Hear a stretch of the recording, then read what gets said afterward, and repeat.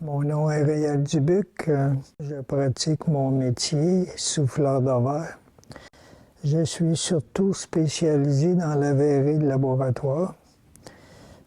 Pour faire une petite histoire, pas trop longue, après ma 12e année, suite à ce que le professeur m'avait dit, oublie ça, entrer à l'université.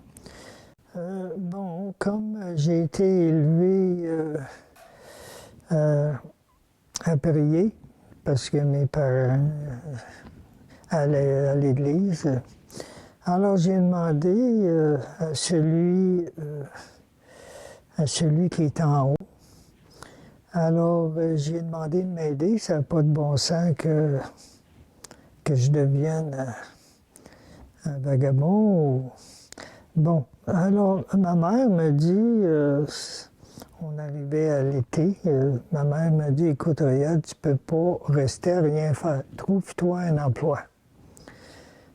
C'était la coutume chez moi, ça m'est arrivé de travailler chez un cultivateur, des petits travaux, mais sur le cultivateur, ça n'a pas duré longtemps, les vaches ne m'écoutaient pas, il fallait que j'aille les chercher. Et c'est moi qui avais peur d'elle. Donc, ça allait de plus en plus mal. Mais ma mère me dit, va donc donner ton nom au bureau de l'emploi. Bon, alors j'y vais, je l'écoute. Et puis, 2 semaines après, je reçois un téléphone, présente-toi à l'université, à la faculté des sciences, au département de chimie. Présente-toi là, ils cherchent quelqu'un. Alors, oh yes, c'était pour moi, je dirais pas la chance de ma vie, parce que quand je suis rentré là, il n'y avait pas de verrerie à réparer. Je faisais autre chose, je travaillais dans un magasin de chimie. Alors, un prof me croise dans le corridor, il devait m'avoir remarqué. J'étais assez timide. Alors, il m'accroche, il dit, écoute Dubuc, tu devrais apprendre le métier. J'avais vu dans un laboratoire qu'il y avait des montages en verre. Alors, ah oui, écoute, si tu es intéressé, je vais te fournir ce qu'il faut. Alors, comme de fait, il m'a donné un coin dans son laboratoire. Prends-en pas plus. Il m'a fourni un livre, un bon livre de débutant que j'ai encore dans ma bibliothèque. Et puis, j'ai donné des photocopies de ce livre. Je suis allé dans plusieurs pays montrer mon métier. Je suis allé au Maroc, je suis allé au Sénégal, dans des universités. Naturellement, au Maroc, c'est assez exceptionnel, là. Le doyen avait un local aussi grand que mon salon, rempli de verreries de laboratoire que personne ne pouvait utiliser. Alors, il me fournit 2 techniciens. Écoutez, faites de votre mieux. Alors, comme de fait, dans les 2, il y en avait un que j'aimais, toujours à mon écoute, ambitieux. Et puis, ils m'invitaient dans leur famille, dans des endroits que le touriste ne va pas. Alors, j'avais cette chance. Et puis, petit à petit, on communique encore. Puis là, je vous parle dans l'année 1994.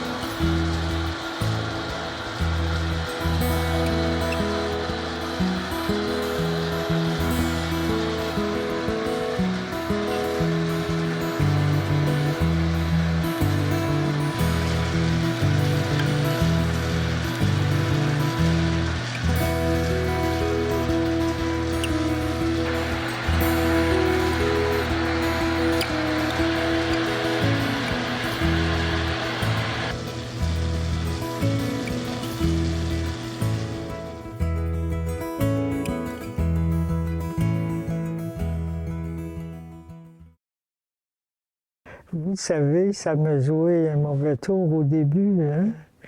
Oh oui. Disons que moi, j'avais ce rêve-là parce que mon père avait travaillé pour la ville de Sherbrooke sur les patinoires. Et puis il avait décidé lui aussi de quitter son emploi pour faire autre chose. On n'a jamais su que c'était quoi l'autre chose, là. Mais il a demandé à la ville de Sherbrooke de le reprendre.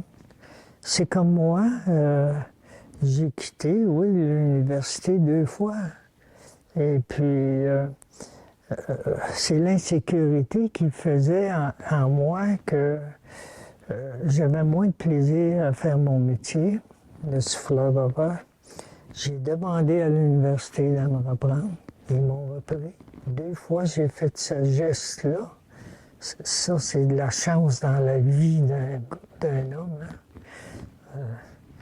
Alors, je continue de penser que mon ami là-haut, le bon Dieu, je parle de lui, ils m'ont aidé, c'est garanti. Alors, je suis aujourd'hui à la retraite et puis je continue de gagner ma vie. C'est pas les conditions que j'avais à l'université, mais je rencontre des gens intéressants. J'ai toujours aimé les gens que j'appelle, entre parenthèses, des bolés. J'ai une femme qui est bolée. Si vous savez comment ça m'aide. Vous vous êtes aperçu que j'étais un artiste, sûrement. Alors, c'est comme ça. C'est vrai que je suis un artiste. D'ailleurs, dernièrement, j'ai fait une sculpture que l'université m'a commandée. Elle est terminée. Et puis cette sculpture-là va être installée définitivement au CHU, au département de pharmacologie. Cette sculpture-là, c'est pour commémorer un chercheur qui travaillait au CHU, qui est décédé. Alors, ils avaient beaucoup d'estime. D'ailleurs, j'ai connu ce chercheur-là. Son nom était Éric Marceau. Éric Marceau. Alors, cet homme, lorsque j'allais dans son laboratoire chercher de la verrerie qui était brisée, il m'arrêtait tout le temps dans le corridor. « Hey, Réal, viens jaser un peu. » Ça m'émue un peu. C'était avec plaisir que je voulais faire cette sculpture-là. D'ailleurs, il y a un écriteau qui parle de lui, combien il était compétent et aimé.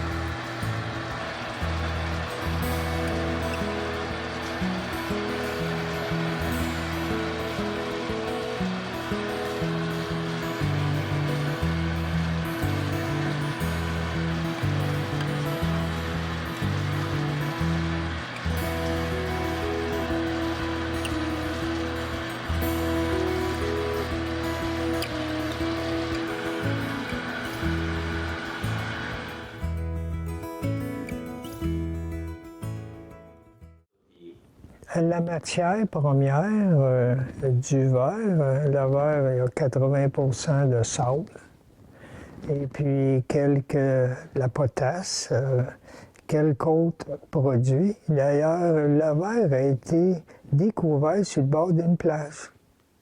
Des gens avaient fait un feu, et puis dans le feu, il remarquait des couleurs qui se mêlaient au sable. Alors, ils se sont aperçus que c'était une matière qui était en fusion, étant donné qu'elle était dans le feu, et qui était molle, qu'on pouvait faire avec ce qu'on voulait. Aujourd'hui, ça s'est modernisé. La matière première, c'est des tubes de verre. On part avec des tubes et puis on les chauffe, on les ramollit soit dans un four à fusion.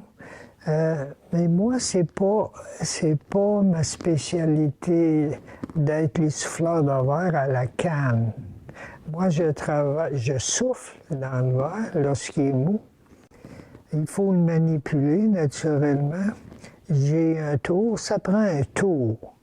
J'ai eu la chance d'acheter un tour usagé, 3000 $, alors que ça vaut une fortune lorsque c'est neuf. Là.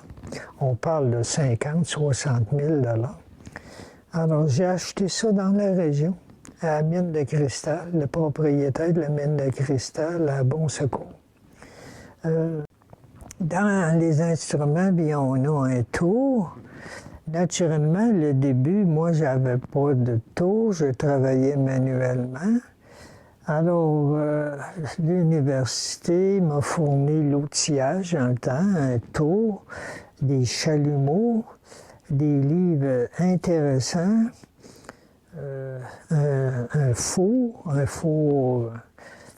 pas un four à fusion, mais un four pour enlever les stress qu'il y a dans le verre. Un coup qui a été chauffé avec un chalumeau, il y a toujours une zone chaude, mais il y a à côté une zone froide. Ce qui fait que quand le travail est terminé, il y a des tensions qui se produisent. L'appareil peut casser comme ça. Donc, j'ai eu la chance de me trouver un beau four aussi. Alors, à Possard, un four de 5 pieds de long que j'utilise à tous les jours.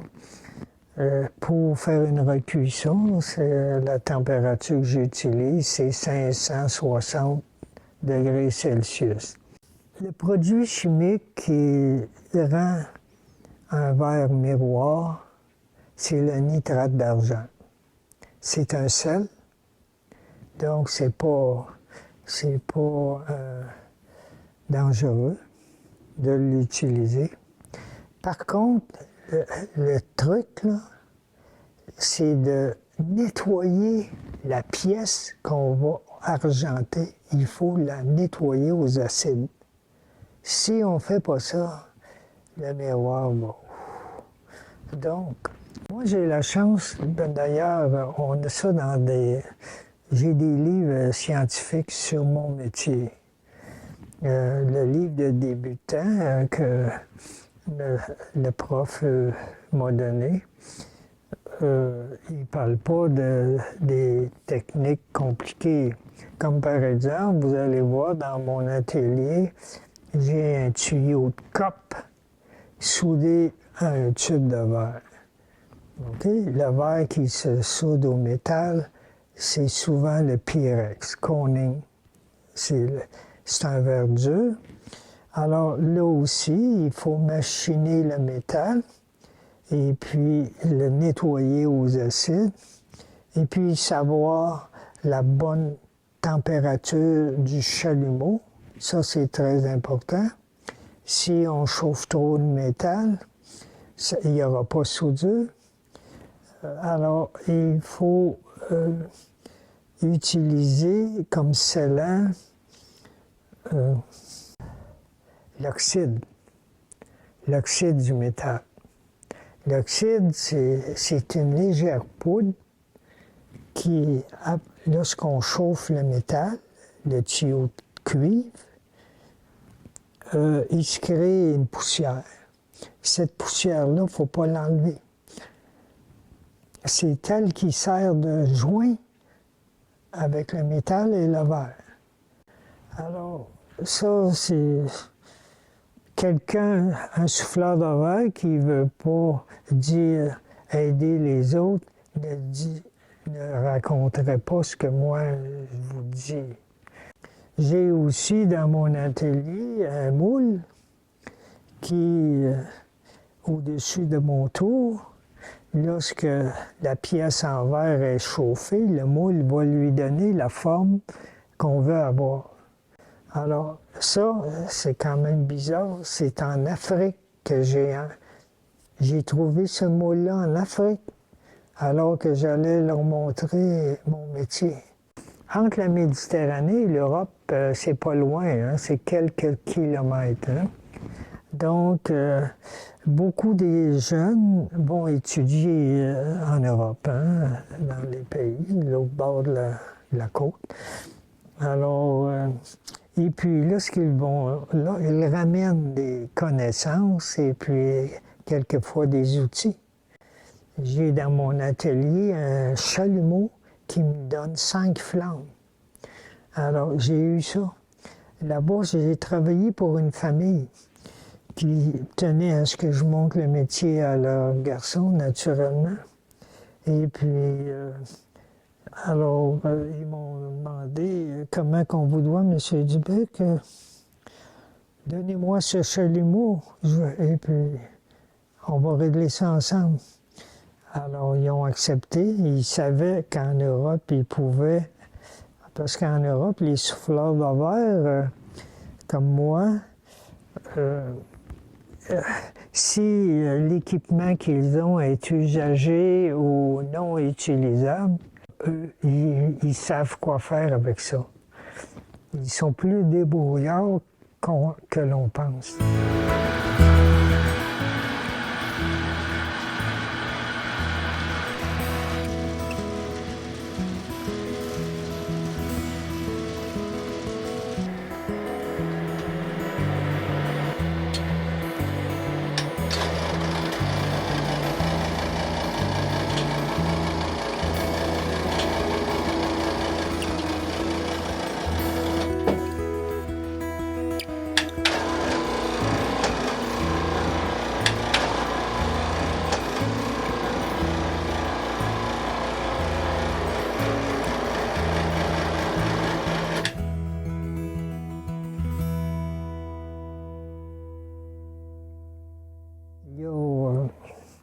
Au Québec, présentement, malheureusement, le peu de souffleurs de verre qu'il y a, ils ne veulent pas montrer leur métier.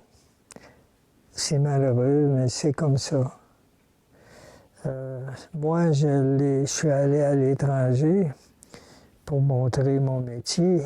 Ici, j'ai remarqué que nos jeunes, oh non, les jeunes, j'en ai eu 5, 6, ils s'attendaient à apprendre le métier en une semaine. J'ai dit, écoutez, là, non, on ne fera pas affaire ensemble. Là. Alors, tandis qu'à l'étranger, à l'étranger, je pense par exemple en Haïti, ils font tellement pitié. Même au Maroc, le Sénégal est plus organisé, sont plus riches. Alors qu'au Maroc, dans le temps, ça prenait l'appui de gens très importants comme un doyen qui voulait aider un proche de sa famille. Maintenant, à la suite de la sculpture que l'université m'a demandé de construire, elle est terminée maintenant. J'ai la piqûre pour le côté artistique. Mais ce que vous allez voir, j'ai des belles pièces. Mon rêve, c'est d'exposer au musée de Montréal. Mais il y a des gens qui m'ont dit, voyons, Réal, tu rêves, là. Oublie ça, là. Oublie ça. Bon, mais ma petite voix me dit qu'il ne faut pas que je baisse les bras. Alors, quand j'aurai suffisamment de belles pièces, là, puis il faut vraiment les épater, hein, parce que je connais des souffleurs de verre, une entre autres, qui était très bonne pour faire des bijoux en verre. Elle était très bonne. Et elle gagnait bien sa vie. Mais elle a pu exposer, mais pas dans le vrai musée. Les débutants ou ceux dont leurs pièces laissent un peu à désirer ou leur réputation, alors il y a une boutique et donc ils mettent les pièces de ces souffleurs de verre-là dans la boutique. Mais moi, je ne veux pas vendre mes pièces, là, il n'y en a pas question. Si quelqu'un veut vraiment en avoir, je suis prêt à leur construire mes pièces. Non, non. La famille les prendra. S'ils ne veulent pas, bien, ils feront ce qu'ils voudront. Dernièrement, il y a un technicien dans une faculté que je connais. Il m'a demandé de lui montrer le métier. Moi, je lui ai dit, écoute, tu as déjà une belle spécialité. Pourquoi veux-tu apprendre mon métier à tout prix? Il faut dire que l'âge que j'ai, je suis assez avancé. J'ai pas dit non, pas du tout. J'ai dit oui, mais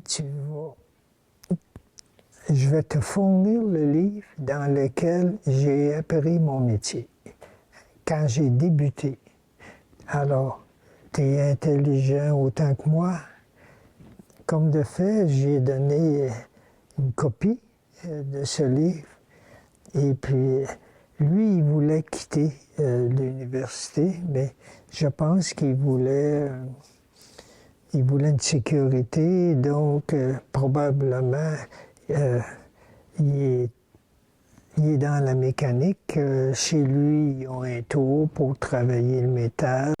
Et puis probablement que ça le sécuriserait s'il y avait un autre tour pour travailler le verre.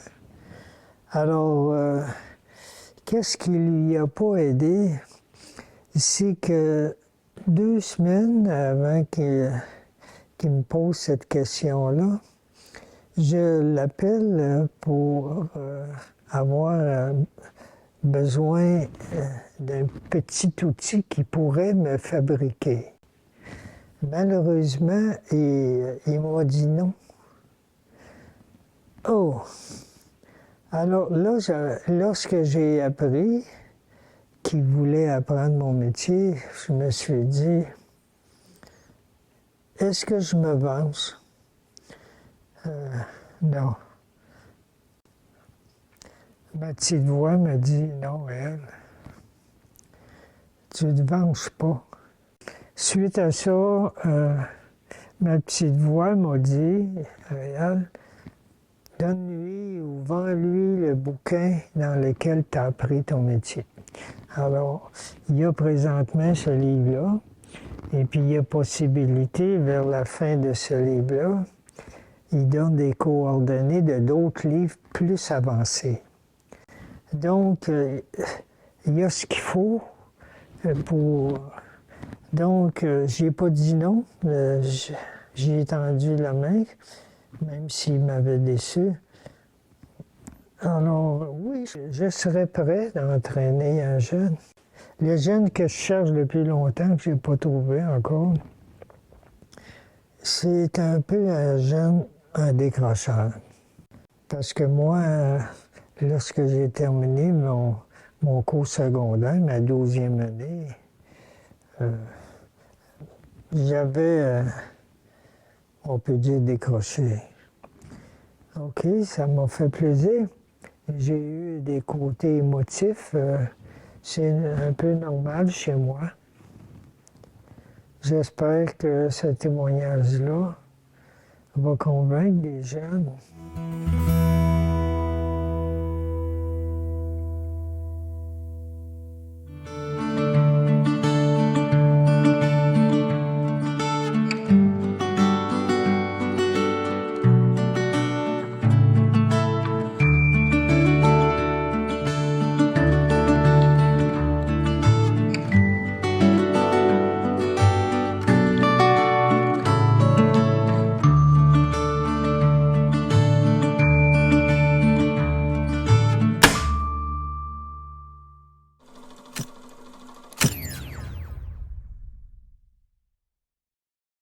Il faut que tu me fasses rire.